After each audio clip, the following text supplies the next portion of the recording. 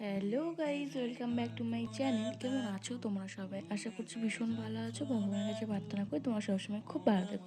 তো চলে এসে আজকে আরও একটা নতুন ব্লগ নিয়ে। আর আজকের ব্লগটা খুবই ইন্টারেস্টিং হতে চলেছে, তাই পুরোটা স্কিপ না করে দেখতে থাকবে, দেখবে অনেক মজা লাগবে। কারণ আজকে ছিল আমার বোনের জন্মদিন, মানে আমার মেজো মামার মেয়ের জন্মদিন। আর অনেক দিন পরে ও এটা বাড়িতে এসে জন্মদিনটা পেয়েছে। মানে এটা সেই জন্য আমরা অনেকে ভেবেছি যে একটু স্পেশাল তারই মধ্যে করার চেষ্টা করবো। জানি না কতটা করতে পারবো, বাট তাও আর কি ছোটোখাটো হলেও কিছু একটা করার চেষ্টা করব।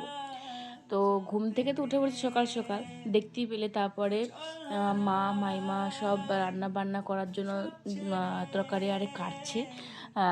বেশ অনেক রকম রান্না হবে, বাট আজকে ছিল বৃহস্পতিবার। আর আমাদের সব জন্মদিনগুলোই না ওই বৃহস্পতিবার, শনিবার, এইবার সেইবার, যখন যেদিনই নিরামিষ, যেদিনই বারবিত থাকবে সেদিনতেই পড়ে যাবে। সেদিন কিচ্ছু করা যাবে না। আমার জন্মদিনটা পয়লা মাঘ, মানে কিছুই করা যায় না সেদিনটাতে। সেরকম বোনেরটাও এবারে বৃহস্পতিবার পড়ে গেছে।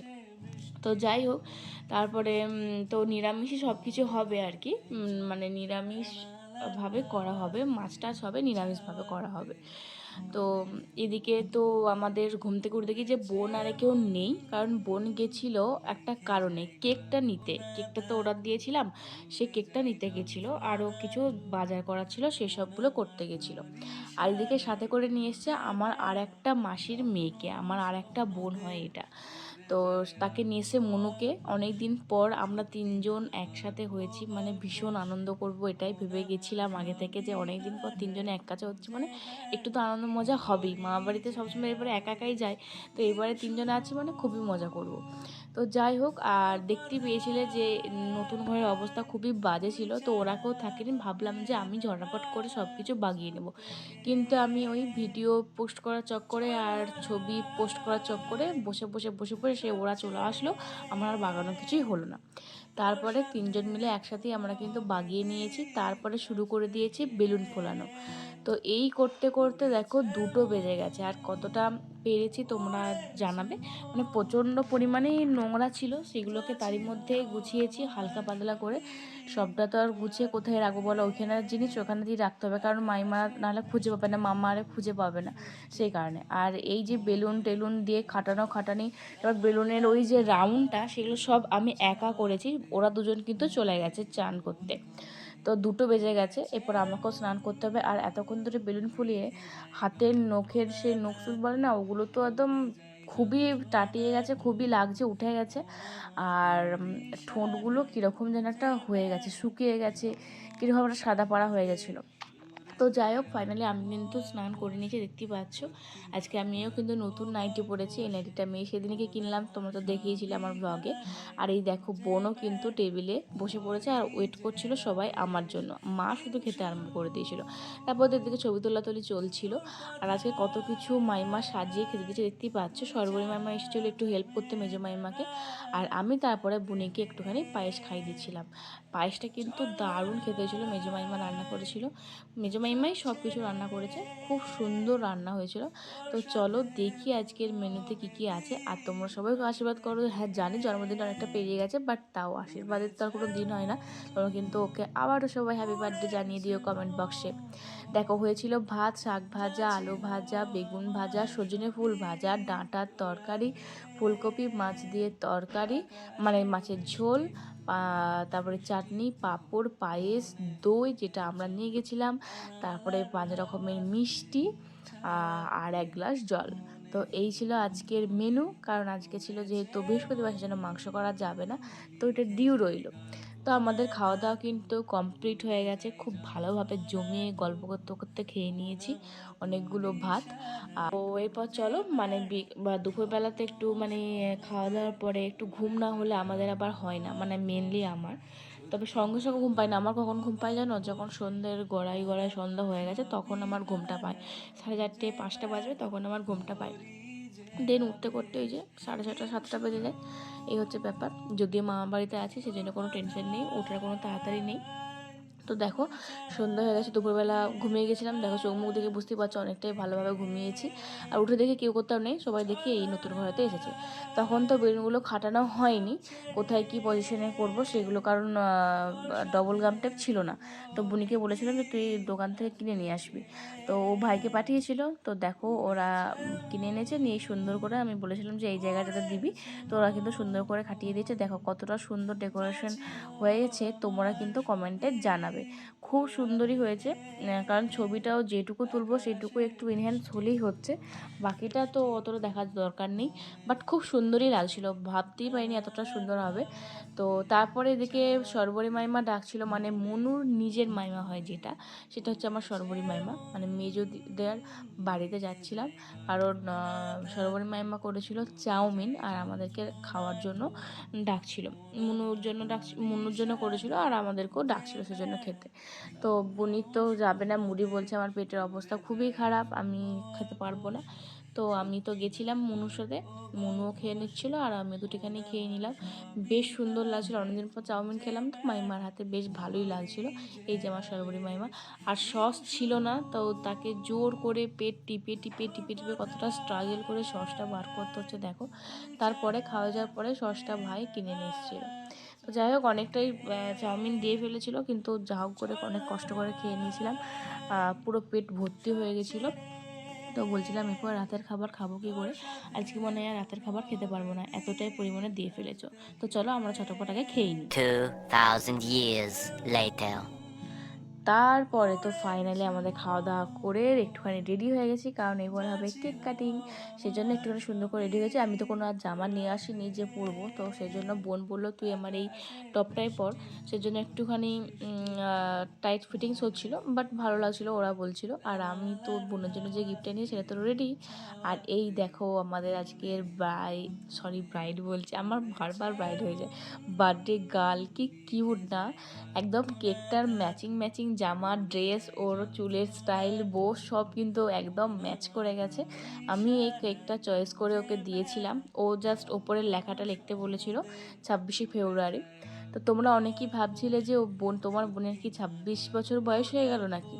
আরে ভাই, ও 26 বছর বয়স কী করে হবে, ও যদি আমার থেকে ছোট হয়, আমার নিজেরই এখনও 25 বছর বয়স হয়নি, তো ওর কী করে 26 হবে বলো।